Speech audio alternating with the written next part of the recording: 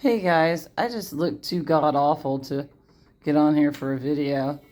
I'm now in the cardio unit because my cardio rate won't go down. It's stuck at 150. So they're examining that before they do anything else to me. And that's a good thing. So anyway, I thought you'd find this little bit of information relevant and cool for you. You're trying to get away from your narcissist family or an abusive narcissist situation, and maybe you have to go to the hospital. Try to get somebody. If you can't, you don't have them. I mean, if you don't have them, you don't have them. I didn't have anybody either. But they've been told at the front desk, dad only, no mommy, no siblings. And that's it. There's a sign on my door prohibiting entry before talking to the nurses up front. And so dad will be the only one allowed on here, just in case they kind of try to surprise me. So I'm on the phone with my father, and he says, this is how they sneak it in, guys. This is how they do it. And you're traumatized, you're in the hospital, and going through God knows what. And these fuckers want to come creep up on you while you're in the hospital, okay?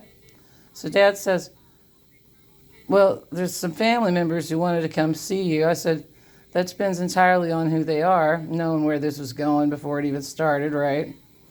And he says, well, I said, well, who are they going to be? And he said, well, they're going to be the two oldest golden children. Now, he doesn't put it that way. He used their names. I don't tell you their names. He said, oh, it's going to be the two oldest golden children that would suck mommy's butt every morning if they thought it would get them somewhere, and eat her shit and lick it up for breakfast. Okay, that's what these two do with her. They do whatever she wants. And he says, well, you're the two oldest golden children. And I said, as long as they're on good behavior, but if they're here to advocate for her, they can just stay home. And then the more I thought about it, I went on about it. And I kept on telling them about it. And I said, and they better not bring her or I will start screaming. And then the more I told him about it, he said, I'm just going to tell them all to stay home. I said, probably best. Tell them all to stay home. Just in case they decide to violate this anyway, I now have special signs on my door.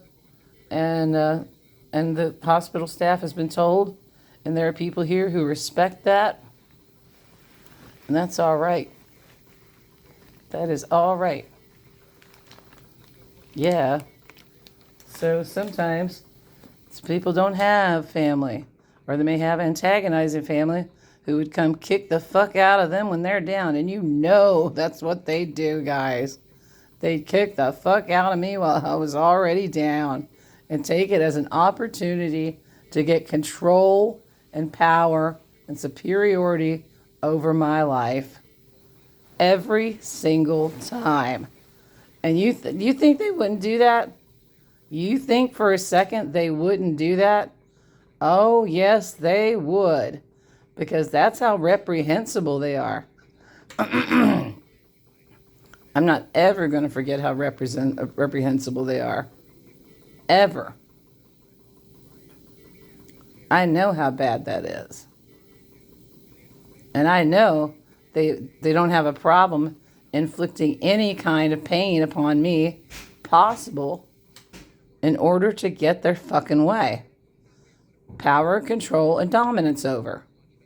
Period. And that's what they were up to. And nipped it in the bud. Dad saw me getting ready to get upset, and he was like, okay, forget this. I'm just going to tell him to stay home. But, he still enables them sometimes. He doesn't realize who they work for. They don't work for him. They work for her. They do everything she says.